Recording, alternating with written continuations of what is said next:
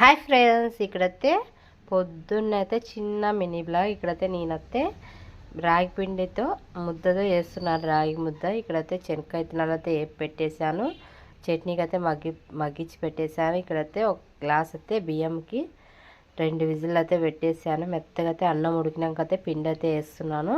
ఇప్పుడైతే అన్నం అయితే ఉడికింది. కొంచెం ఉప్పు వేసేసి మనం తగినంత రాగి పిండి వేసేసి బాగా ఉడికించుకోవాలి. అది కూడా బాగా ఉడికినాక అయితే నేనైతే ఇప్పుడైతే బాగా గెలికేసినాక అయితే చట్నీ అయితే మిక్సీకి వేసేసాను. మిక్సీకి వేసి తర్వాత అయితే పెట్టేశాను. పిల్లలకైతే స్కూల్కి అయితే టైం అవుతుంది కదా, అందుకోసం అయితే వాళ్ళకైతే టిఫిన్ అయితే పెట్టేశాను. ఒక పక్క అయితే వెన్నీళ్ళు పెట్టేసి స్నానాలు అయితే చేపించేసాను. మా హర్షిత్ అయితే తింటున్నాడు. మా రణవిత్కి అయితే నేను తినిపించాలి కంపల్సరీ. మన రణవిత్ అయితే తిని స్కూల్కి అయితే ఇద్దరు పిల్లలు అయితే రెడీ అవుతున్నారు. వీడియో నచ్చితే ఒక లైక్ అయితే ఇవ్వండి ఫ్రెండ్స్. ఇక్కడైతే స్కూల్కి అయితే పోతున్నారు. మా రణవిత్ అయితే రోజు ఒక బల్పం అయితే పొగొట్టుకొని వస్తున్నాడు. బాయ్.